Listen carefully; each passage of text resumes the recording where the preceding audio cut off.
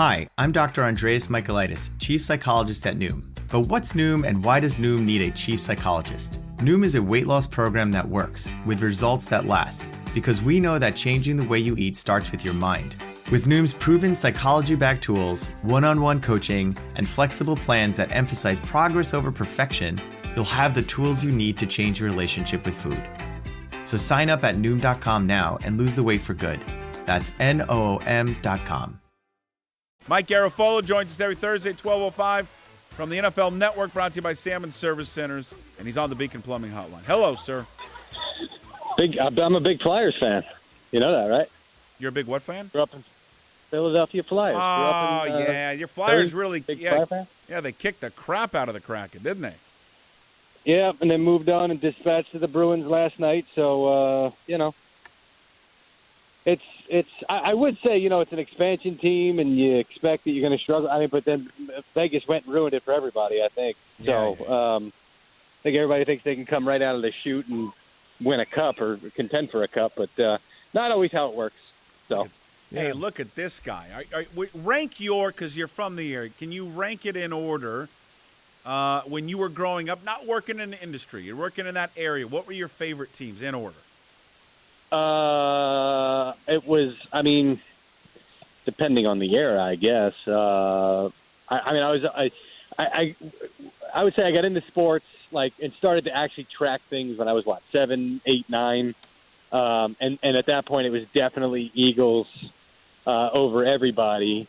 I still kept my Eagles fandom throughout, but I think I would say probably through my high school years, I was more into hockey. So I was more Flyers.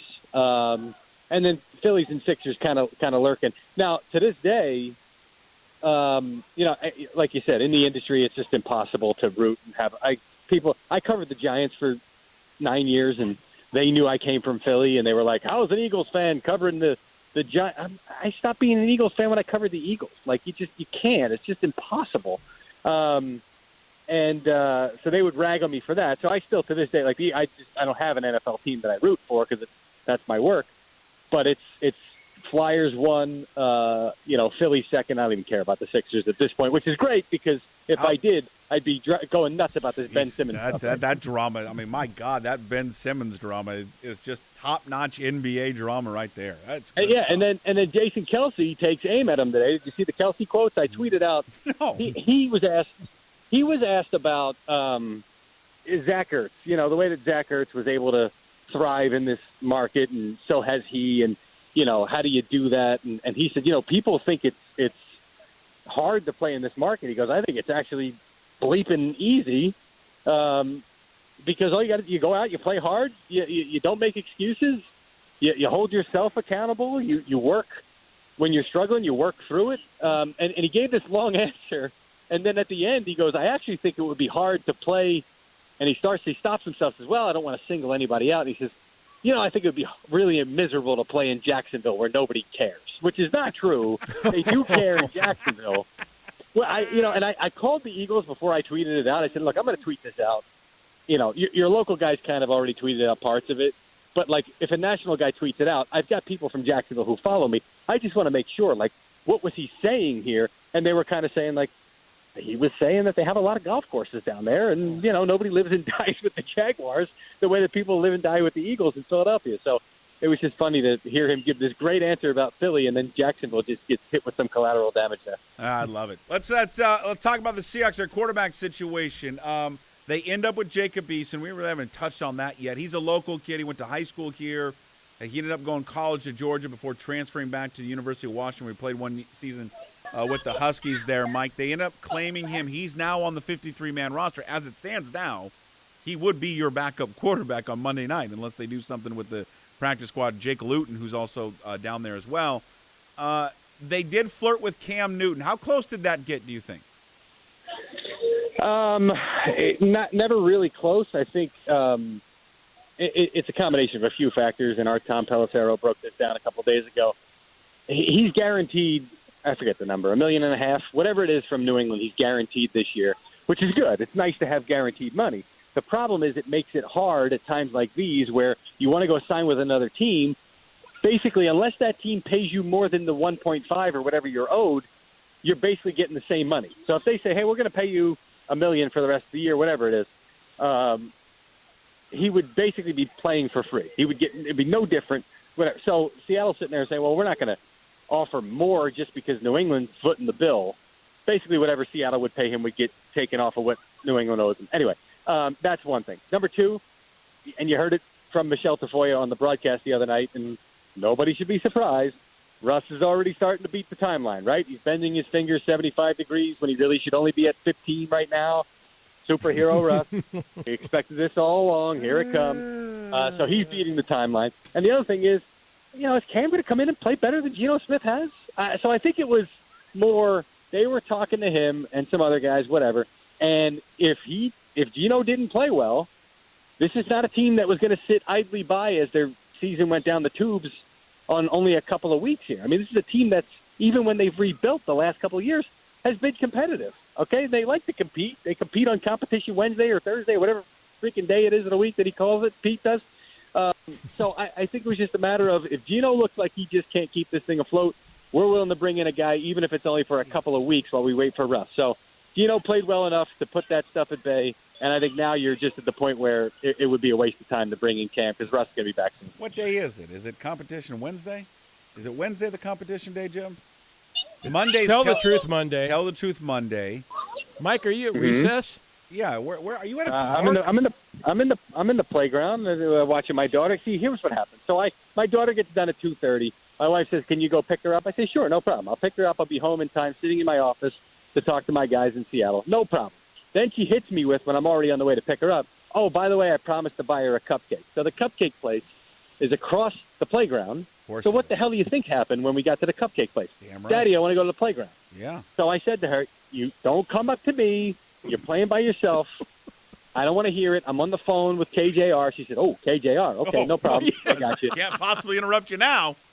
Yeah, right, exactly. So she's playing nice, but yeah, there's a little kitty background noise here. Very good. That's good. A little monkey bar action. Nothing wrong with it. Okay, we know that the Seahawks are hosting the Saints on Monday night, but last Sunday night's game, Mike, I got to get your first reaction when you saw Jamal Adams get hit in the helmet by Ben Roethlisberger's pass. The ball stuck in his face mask.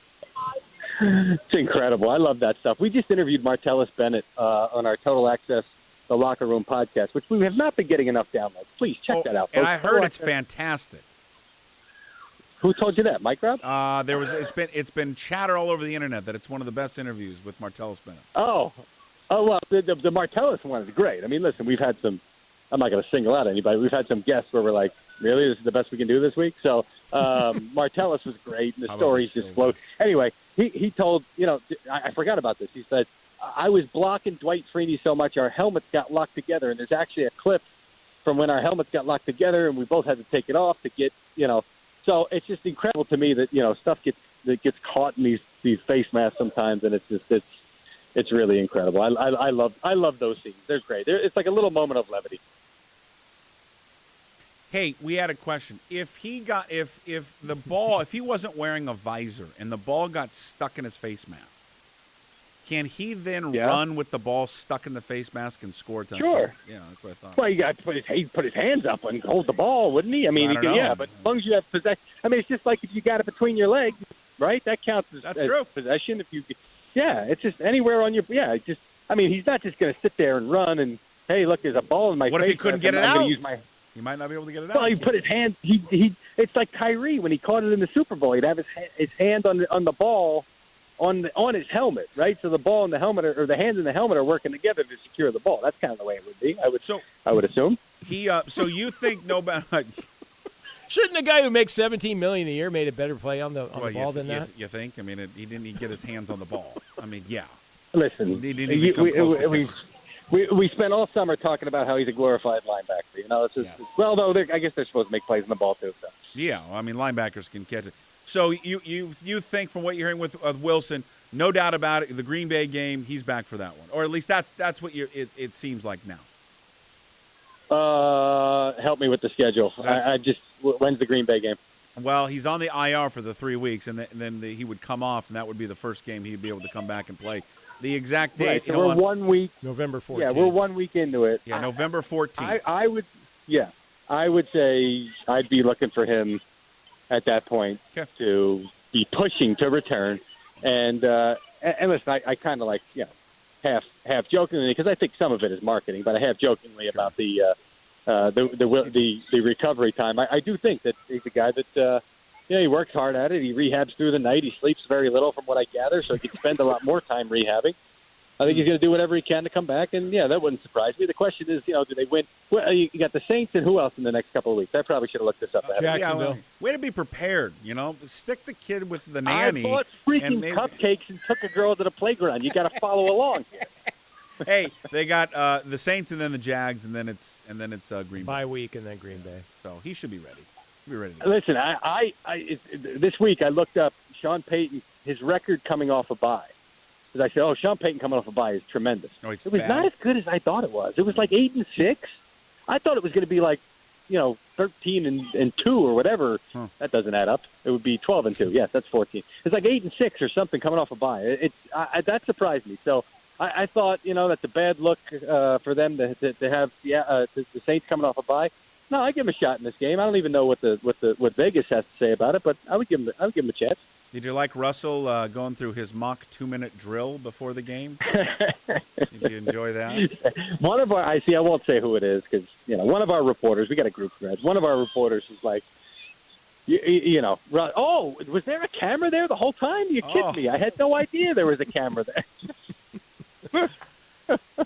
This probably wouldn't be good for Seahawks fans if Arizona went unbeaten this year, but how long do you think they can keep it up? They got the Texans this week, so they'll keep it up for one more week, but how long will this go? Into November? Yeah, I thought it'd be done by now, so kudos to them for, doing it without a head coach, offensive coordinator, and quarterbacks coach. I mean, those are three of your more important coaches that you'd want to have. So I give them the credit there. I think they're tougher than I thought they were. I think they're more talented on defense and more cohesive on defense than I thought they were. So I give them credit for that. But I think, and I think I saw this. I think the Rams are still favored to win the division and better odds to do everything else the rest of the way. So I think that says a lot with regard to the public's confidence or lack thereof in Arizona. I think there's going to be a return to earth at some point, but the quarterback is just playing out of his mind. And that honestly, that's one of the questions that I had coming into the season, just kind of the stuff that I heard. And he kind of confirmed it when he talked about it a little bit. He was still keeping one toe in baseball and the possibility of going back there. And he mentioned it at some point during the offseason that, I'm always thinking about baseball. And I thought, well, that's not what you want to hear from your quarterback. And I know that he's been – the first couple of years he's taken some shots, and I know that, privately he's been telling some people, baseball doesn't do this to your body. So that was one that I was watching coming into the year, but he seems fully into football and seems like he's having more fun than he's ever had.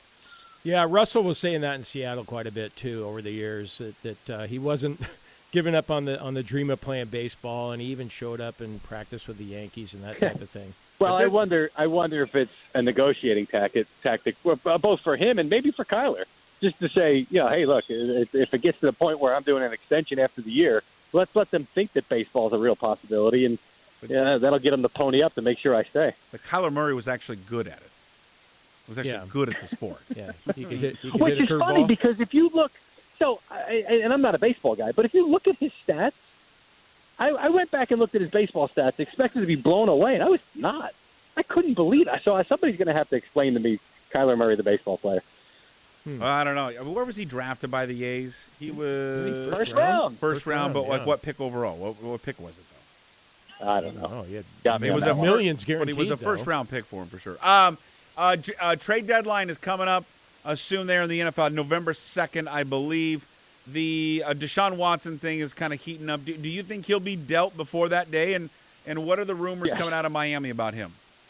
I do think he'd be I can't speak. I do think that he will be dealt. I have not always, but within the last couple of months said, hey, it's going to be a before the deadline type of thing. I truly believe that. Now, I thought based on some of the stuff that I was hearing that there would be more clarity on the legal side of things, and there's not right now, both in regard to the criminal situation, which we're still waiting to to see what the grand jury would have to say about that. There's nothing there, and the Houston police have said absolutely nothing. And the civil part, which is really, I mean, I don't know that anybody's really expecting anything on the criminal end. This is really going to wind up being a civil thing. I truly believe that. And just no indication that he's close to settling these things. And I know that I've reported that one of the big sticking points for him is, okay, I'll settle, but I better have the ability to talk about my situation publicly and express why I was innocent, because he truly believes he was innocent and did nothing wrong. And I know that that's a sticking point, or has been a sticking point in the negotiations, because anytime you do this, both sides agree that there's going to be confidentiality on this one because it protects all parties involved. So that's been a huge sticking point. So until that happens, I saw the report this week, and I think folks in Miami were kind of like, what are they talking about in Houston? This is kind of where we've been, and nothing's really changed, and we're still waiting for a couple of things to be ironed out. So I think at some point here before the deadline it happens. I don't think it's imminent. That's not the impression that I'm getting. Is that your child in the back screaming for dad? No. Oh, okay. No. That kid's in some distress. She is quietly playing binoculars with some other girl. They're pretending to look for clues or something like that. So always a great game. She's doing well. How old is she? Yeah. She'll be 4 in 9 days. How about that? Wow. 4 years old. Man, yeah. My little girl's 30. I miss her being a little girl on playground, so enjoy the heck out of that, Mike. Well, grandkids, right? You have any grandkids? No. I got 17-year-old boys at home, though. Okay. Well, when you get the grandkids, just remember the parents need a break every now and then. You know what I'm saying? Yeah, for sure. You did too. You did too. You just don't remember. Just doesn't sound like maybe the grandparents are giving you guys a break, huh? Not right now. One's in Miami, and one's, I don't know where she is, where my mother-in-law is, but and my parents are in Philly, so there you go. Okay. Before we let you go, can you give us a winner in the Cleveland-Denver game tonight? Oh God! What? I think we're all losers. We're gonna have to watch this thing. I would say Denver. No, I'll go Cleveland. I believe in Case Keenum. Are they going to win? Are they going to win by more than a point? It's 1.5. Are they going to win by 2 points or more? I'm not supposed to talk about gambling, but at that point, don't we go to the money line? Isn't that what you do? I mean, it's just. What do you think, Browns 17-14? Here's what I'm worried about. Well, I don't think he's going to play. Odell's not going to play. But if Odell played and Case Keenum and Odell connected, there were going to be major problems in Cleveland. If Case Keenum lights it up, period, I think you could have some problems in Cleveland. So I kind of sort of think that the Browns are hopeful it's going to be a lower scoring game. So let's go with that. I bet you it won't be a really high scoring game. Probably will keep it under 40.5.